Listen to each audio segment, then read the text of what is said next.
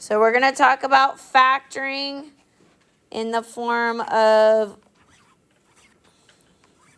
when a is 1, ax squared plus bx plus c. Okay, tomorrow we'll look at when a is not 1.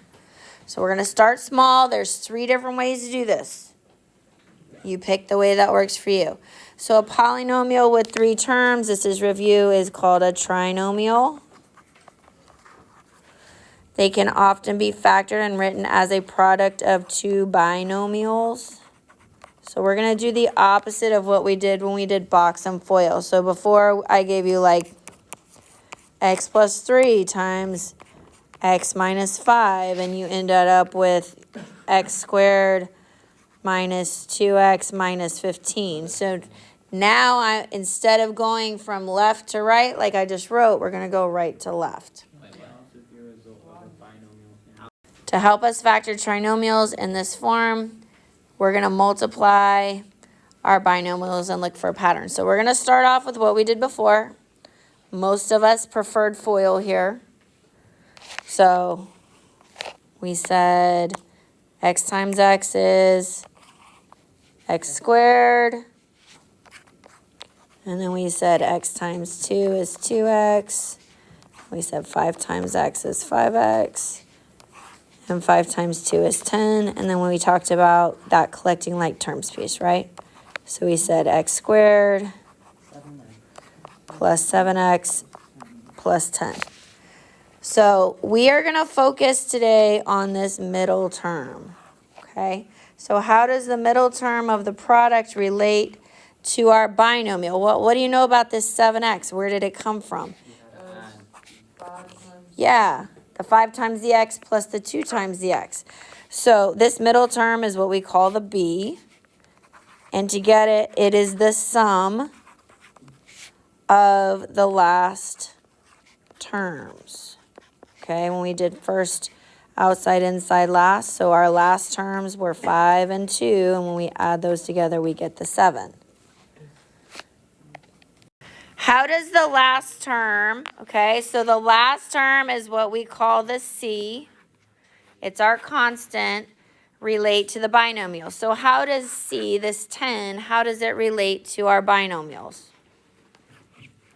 Well, it is not the sum of the last terms, it is the product. Product means multiply. It is the product of the last terms. Because 5 times 2 is 10. So what happens when the signs are different? Okay, well, we're going to do the same thing. We're still doing our FOIL. X times x is x squared. Be careful with your signs. X times negative 3 is negative 3x. 7 times x is 7x. 7 times negative 3 is negative 21. We still need to collect these like terms. 7 and a negative 3 is a positive 4x. So there's our trinomial. So how does the middle term relate now? Okay, again, that middle term is b. How does this relate to our binomial? What do you notice? Sum of terms subtracted. Yeah. Okay, so it's the difference because their signs are different. Difference means subtract. It's the difference of the last terms. So that didn't change. It's just instead of a sum, we're subtracting. It's a difference. 7 minus 3 is 4. How does the last term of the product relate? So the last term, again, that's the c, negative 21. How does that relate to this binomial?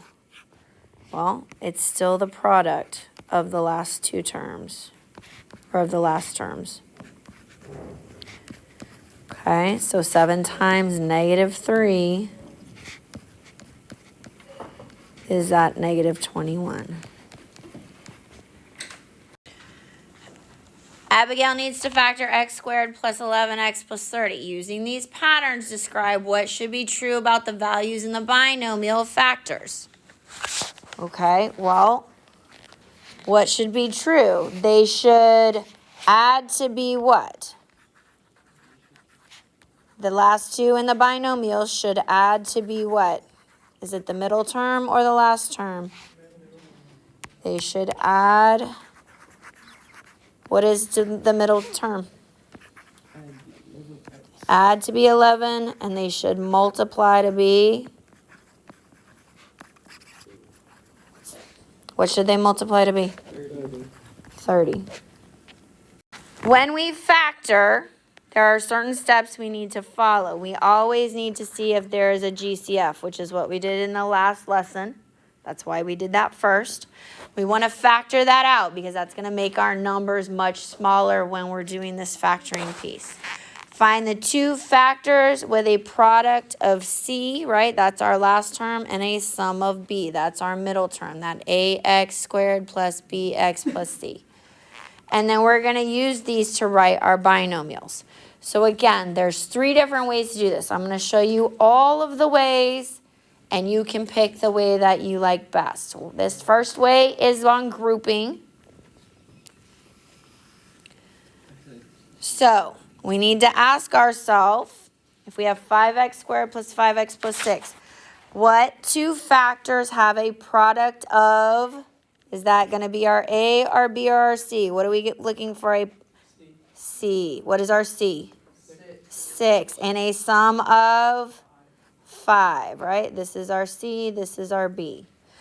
So the easiest way to do this is to just start listing what multiplies to make 6 and start at the beginning, right? 1 times 6. Go down the list. What's after 1? 2. 2 times what? 3. What do they equal? Well, 1 and 6 is 7, and 2 and 3 is 5. Which one gives us what we wanted? 2 and 3. So this is what it looks like. Those become our middle terms when we did our FOIL. So I've got x squared plus 2x plus 3x plus 6, right? So all I did was my 2x and my 3x replaced my 5x. Okay? Now we're going to do some grouping. Okay? When we group them, we're going to do them in groups of 2. And we're going to look at each individual group and take out that GCF that we talked about on Friday. So what is a GCF for x squared and 2x? 1 what? 1x. So if I take out 1x from x squared, what am I left with? X. If I take out x from 2x, I get 2. So now we're going to do the same thing on the second set. What is the GCF on 3x plus 6? A positive 3. If I take 3 out of 3x, I get x. If I take 3 out of 6, I get 2. I want you to notice that these pieces that are, oh, wrong one, sorry. These pieces that are left right here, these should match. These should match. So essentially what we're doing now is we're taking out a GCF from this entire row. Well, look, they both have x plus 2, don't they? So if I take out x plus 2 from 1x times x plus 2, I'm left with 1x. If I take out x plus 2 from this whole row, I'm left with the 3. Okay, the easiest way for you to realize this is that this is one factor and this is one factor. What about this one? What factors have to be a product of what? Remember, this is A, B, and C. Product means multiply. We multiply to get A, B, or C? C. So what multiplies to be 20 and adds to be 9? 5 and 4, okay? Very nice. Sometimes we can see it right away. Sometimes, and we'll get into the habit of this, we're going to have to write them all out. but there you go, 5 and 4. So we're going to replace that 9x with 5x and 4x. So x squared, and it doesn't matter the order in which you do it. Now we're going to group them. What's the GCF on x squared and 4x? X, and I'm left with x plus 4. What's the GCF on 5x plus 20? 5, positive 5, make sure you put a symbol. And I'm left with x plus 4. We should be left with the same thing on both of those. So my GCF on this whole thing now is x plus 4. And I'm left with x plus 5. If we were to multiply that through, okay, we would get 1x squared plus 9x plus 20. All right, so let's look at another way. This is actually called snowflake. And again, you pick whichever way you prefer.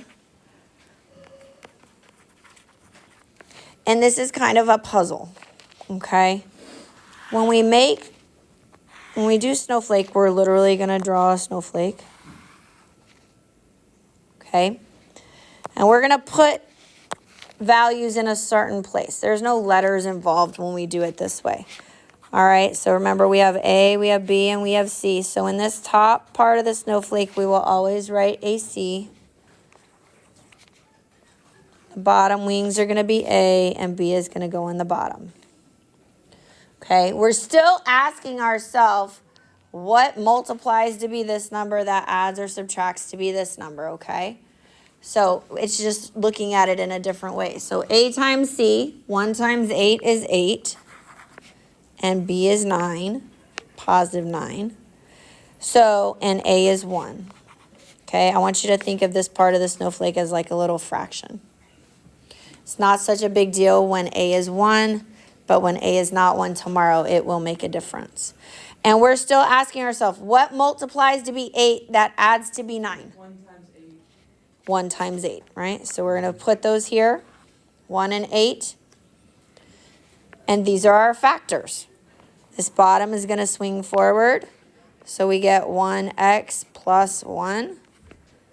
Our bottom swings forward, 1x plus 8. We're done. So this one is same concept. All right, draw your snowflake. My A is 1. My B is 4. Now, on this one, my C is negative 12. So when I do A times C, 1 times negative 12, I get negative 12. So I want you to think about this one.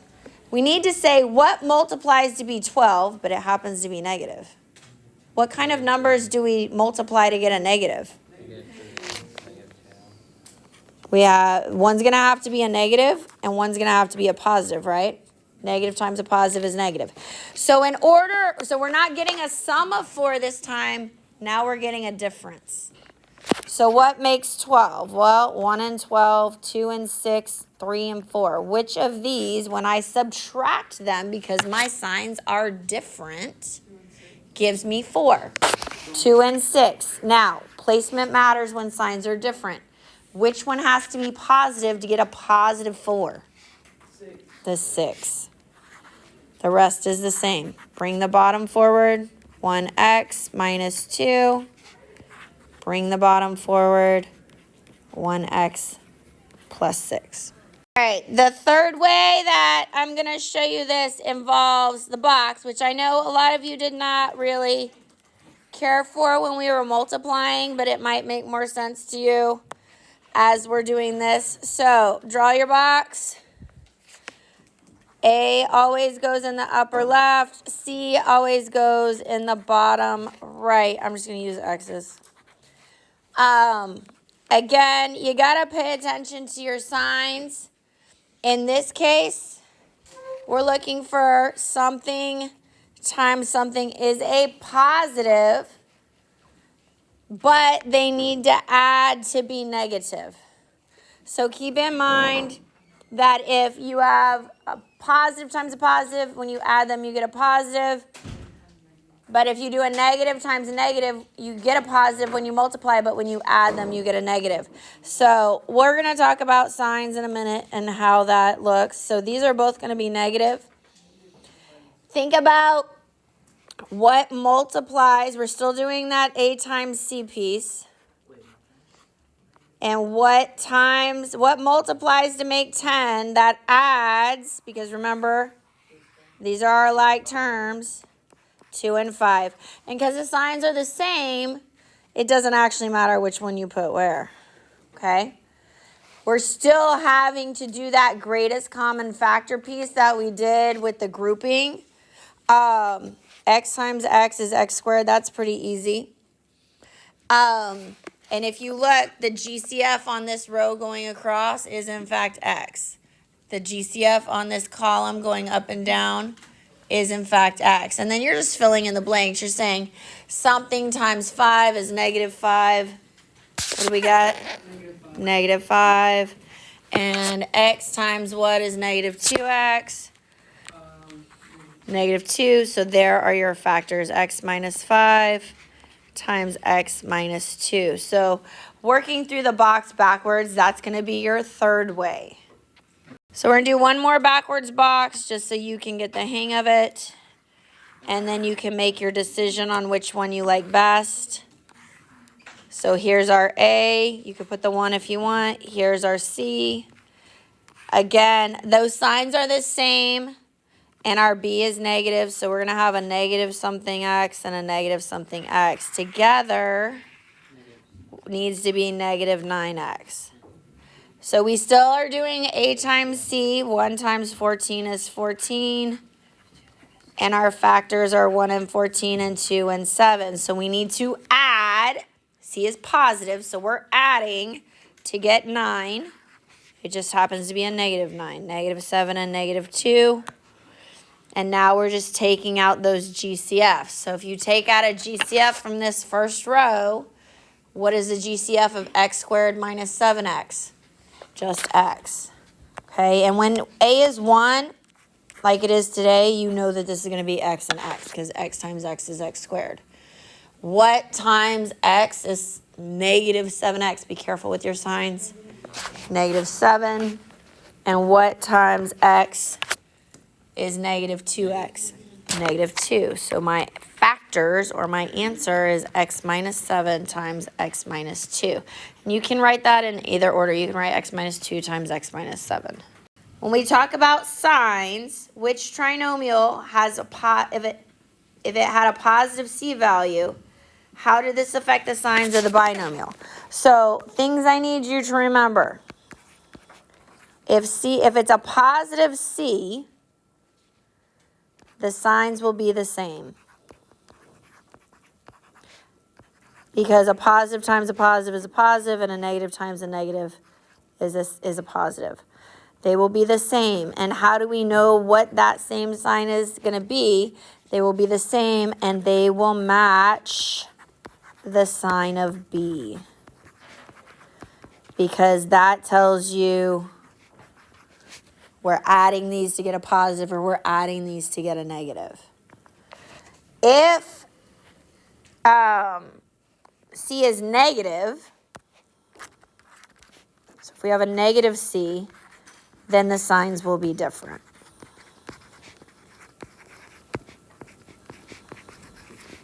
Because the only way to get a negative when we multiply is a negative times a positive.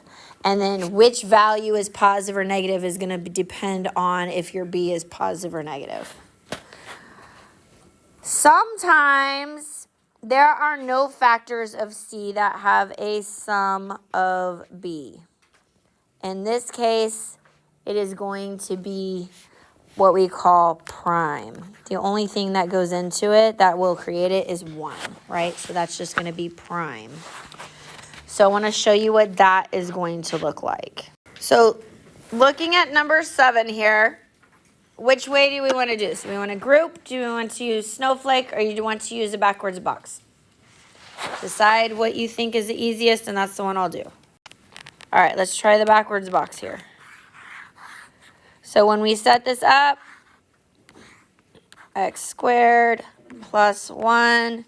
And then b is negative, so we just talked about that means our signs are going to be the same and the sign of b. So remember, these need to add to be 5. All right, here's the problem. A times c, a is 1. C is 1. What's 1 times 1? 1. What are the factors of 1?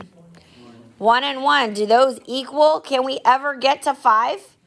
No. So this is an example of a prime trinomial. There are no two binomials we can multiply to get there. Let's try grouping on this one, okay? So notice our b is negative and our c is negative, so our signs are going to be different. So we know we're going to have x squared plus something minus something minus 30. You're still going to have those factors of 30. So it doesn't matter that it's negative, okay? What are the factors of 30? And we're going to try to get to negative 1. And because they're different, we are subtracting. So 1 and 30, 2 and 15, 3 and 10, 4 doesn't work, 5 and 6. Which of these, when we subtract, because c is negative, so we're subtracting, is going to give us a negative 1? 5 and 6. Now, signs matter here. So we want a negative 1. So which one needs to be negative, the 5 or the 6? The 6. Now we can do our grouping. What is the GCF on x squared and 5x? 1 what? X. So we're left with x plus 5. What's the GCF on negative 6x and negative 30? 5. Negative 6. So we get x, negative 30 divided by negative 6 is positive 5. Remember, you want those middle pieces to match. So here's your first factor, x plus 5. What's my second factor? X minus 6. Darren factored trinomial, ended up with 2 binomials in the form below. Mark each statement as true or false. Okay, so A says, Darren's trinomial must have had a negative c value. Look at your signs. They are different. Do we have to have a negative c if they're different?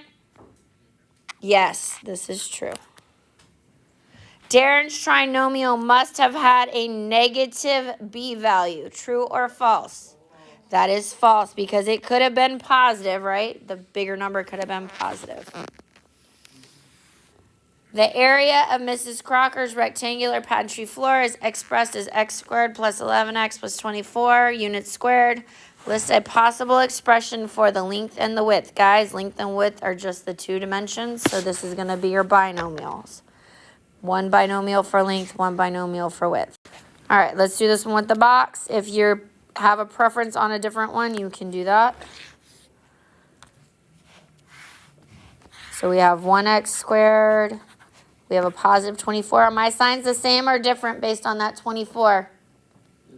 They're the same. And look at B. They are the same and they are what? They are positive. Those rules for signs, no matter which method you use, are going to be the exact same. So we need this to be 11x. So A times C, 1 times 24 is 24. Here are my factors of 24. List them all. Just go down 1, 2, 3, 4, all the way down. 2, 3, 4, 5 doesn't work, and then I'm back to 6. So which of these is going to give me 11? And we're adding because C is positive. 8 and 3. Good. And now we're just taking out a GCF. It says x squared, so we know it's x and x. What times x is 3x? Put a sign. Plus 3. What times x is 8x? Plus 8. So what are my dimensions? X plus 3 and x plus 8. X plus 3 and x plus 8. You could write x plus 8 on the length and x plus 3 on the width, and it would still be correct.